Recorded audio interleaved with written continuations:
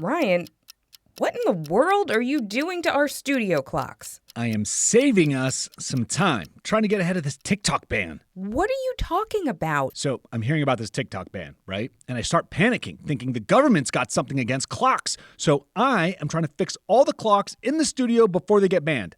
That is not what the TikTok ban is doing. Listen, I can break it down for you if you want to start the show. I am the very concerned Ryan Willard.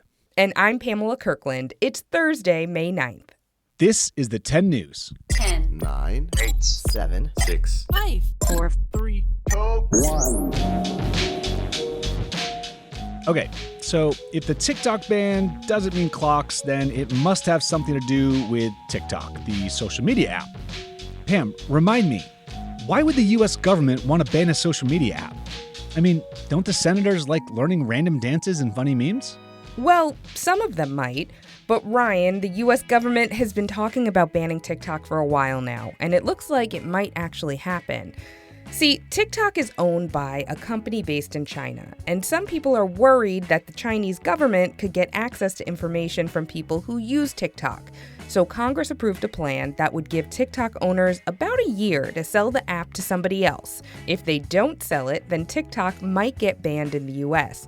The bill went to President Biden, and he signed it into law. Whoa, that sounds serious, but what does that mean for kids who love using TikTok? Good question, Ryan. If TikTok gets banned, it won't just disappear from your phone right away. It would disappear from Apple and Google's app stores, meaning you wouldn't be able to download it or download it again if you delete it. And you won't get any updates or fixes for bugs or security problems. Over time, it might not work as well, and it could even become a risk for your phone's security. It could also stick around if another company buys it. The only problem is ByteDance, TikTok's owner, has said they don't want to sell. That doesn't sound good. Is there anything users can do to keep using TikTok if it gets banned? Well, some people might find ways around the ban, like using special apps or tricks to hide where they are. But that might not work for everyone, and it could be tricky. And if there are legal challenges to the TikTok ban, which there almost certainly will be, the debate over a ban could be even longer, maybe years longer. Is this happening anywhere else? Funny you should ask. TikTok was one of India's most popular apps until it was banned in 2020. Almost overnight, TikTok was gone. But the accounts and the videos of Indian TikTok are still online. Interesting. Should we be worried about using TikTok right now?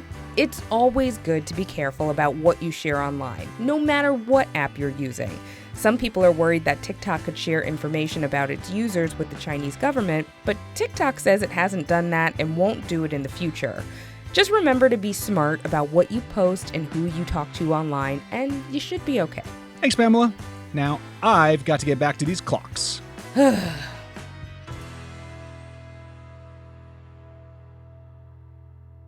Mother's Day here in the U.S. is on Sunday, May 12th. Mother's Day began in 1872 when Julia Ward Howe, a pacifist, suffragette, and the writer of the Battle Hymn of the Republic, suggested it be a day where mothers rally for peace. For the next several years, she would hold a Mother's Day meeting in Boston, Massachusetts. Then, in 1908, Anna Jarvis started a campaign for a nationwide Mother's Day to honor her late mother. In 1914, President Woodrow Wilson signed a bill recognizing Mother's Day as a national holiday. Shout out to all of the wonderful moms out there. I hope you all have a great day.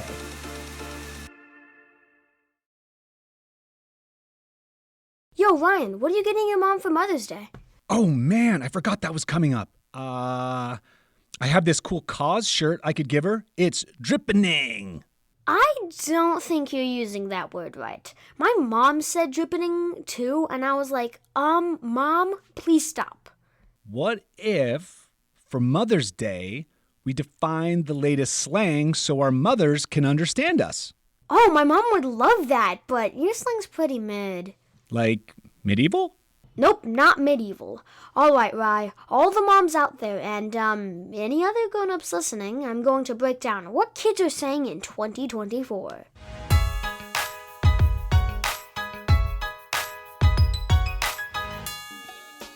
Okay, first word is mid. Mid means kind of average, but in a bad way. So if I asked you, How was that macaroni and cheese? I might say, to be honest, it's kind of mid. I'm not feeling it. All right, since we're on food, what about the whole eating and cooking terms? If I say let them cook, it means to give someone space to do what they're good at, because I want to see. And if someone ate, that means they gave an exceptional performance. So neither of those has to do with actual food? No, not really. Got it. What about drip? Drip. Drip is usually about clothes, but it means stylish, awesome, or very cool. So if I said, yo, Everett, I'm loving your drip right now, would that work? Yup, and then there's rizz,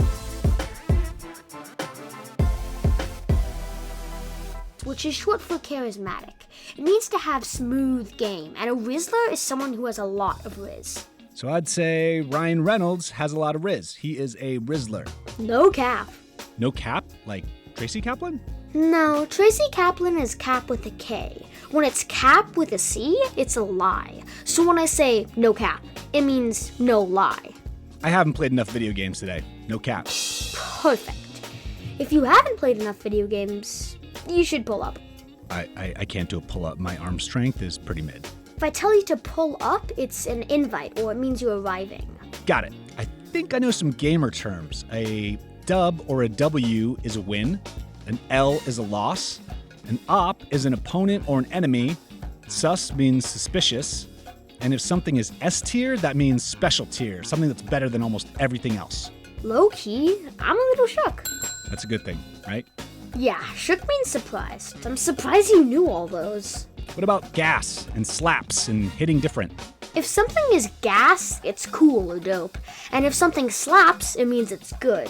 And if something hits different, it means it's special or unique. Like nothing you've seen before. Like in Avengers Endgame, when the Avengers arrived through Doctor Strange's portals to fight Thanos, that moment just hit different. Exactly! Or like, for me, AJR just hits different. They've got so many bops. Bop? A bop is a great song.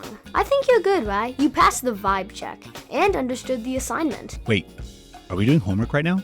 Luckily, no. Passing the vibe check means you're cool. And if you understood the assignment, it means you went above and beyond and did a great job. Aw, thanks, E. I think all the moms and grown-ups out there will appreciate this vocab list. Oh, you should give your mom a Mother's Day shout out. Mom, thank you for being the best mom ever. I love you. Thanks for helping out, Everett. You should stop by the trivia room. I know Owen would love to see you. Okay, bet.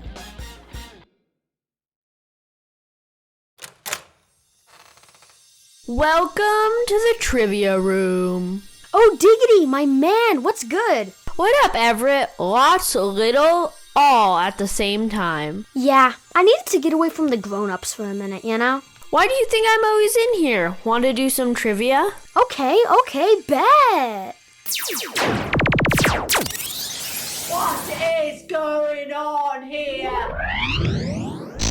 Trivia on the 10. I liked your segment on slang, and I know my mom will definitely appreciate it. But I'm gonna throw you a curveball today. Which of these 4 slang words is not in the Merriam-Webster dictionary? Is it A, hangry, B, mid, C, cray, or D, goated? I think B. I doubt many people are gonna say mid instead of just saying middle or medium. The answer is C. Cray does not appear in the Merriam-Webster dictionary, and the other ones do. Hangry is defined as being irritable or angry because of hunger. Mid has been in the dictionary, but they added another definition to it as occupying a middle position. And goated means considered to be the greatest of all time. For example, Tracy, my mom, is definitely goated. I just got schooled. Thanks for playing, Everett. Thanks for having me, Owen. Tenors, if you have a great trivia question or want to sit on the trivia throne, leave us a message at 877-10-NEWS and we might have you on the show. No cap, I'm glad Everett pulled up. That dude's a rizzler and he understood the assignment. I got an S tier vocab right now, so it feels like a dub. I think I'm ready for a glow up. I understand what you said, Rye, but I do not know how to respond. Come on, Pam. Well, I'm shook that it took you this long to figure it all out, but you ate. Okay, this is getting cringe. You ready to give 10 new snaps to one of our listeners? Bet. But first, here's a quick note for the grown-ups. Are you looking for a podcast that your whole family can enjoy that asks the deep philosophical questions like, do trees fart? If you are, then you'll love Tumble, a science podcast for kids. I'm Lindsay. And I'm Marshall. Join us as we explore stories of science discovery, from butts to animals, dinosaurs, astronomy, and everything in between. You'll love these stories, and you'll learn something new. Find and follow Tumble Science Podcast for Kids wherever you get your podcasts, or at sciencepodcastforkids.com.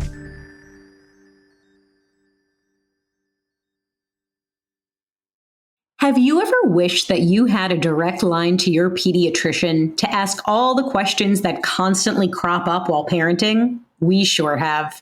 That's why we launched the Bites of Health podcast. Every morning, we'll answer a commonly asked pediatric question in 5 minutes or less. You can tune in while you're making your second cup of coffee or from the school drop-off line. So be sure to tune in to Bites of Health, streaming now. Time for 10 new snaps. A tenor named Coco Bean 4714 said, very good, I love it. And Liliana L said, you are awesome. I listen to it every day and even have to steal my mom's earpods, but just love listening. Thank you, Coco Bean and Liliana. And Liliana, maybe you and your mom can share her earpods and listen together for Mother's Day. Our episodes drop on Thursdays, and if you want some bonus content, you can join the Tenors Club on our website. And to our grown-ups, if you want to help support the 10 News, you can make a tax-deductible donation at the link in our show notes. The whole team thanks you for your support. The 10 News is a co-production of Small But Mighty Media and Next Chapter Podcast, and part of the Airwave Podcast Network. The 10 News creative team is passing the vibe check, saluting all the amazing mothers out there, and includes Tracy Crooks, Logan DeYoung, Corinne Katabayan, and Carson Potter. Big thanks to Everett and Owen for contributing to this episode. Our production director is Jeremiah Tittle, and our executive producers are Donald Albright and show creator Tracy Leeds Kaplan. I'm Ryan Willard. And I'm Pamela Kirkland. Thanks for listening to the 10 News.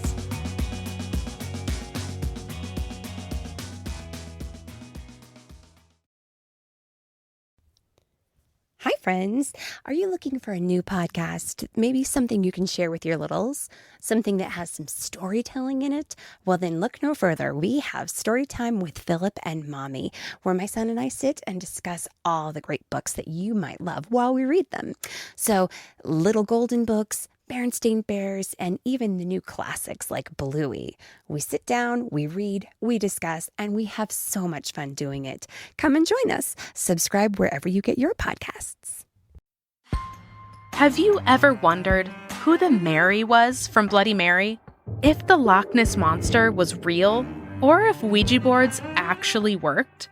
On each episode of the family-friendly Unspookable, we look at the histories and mysteries behind your favorite scary stories, myths, and urban legends to get the real stories behind the scares.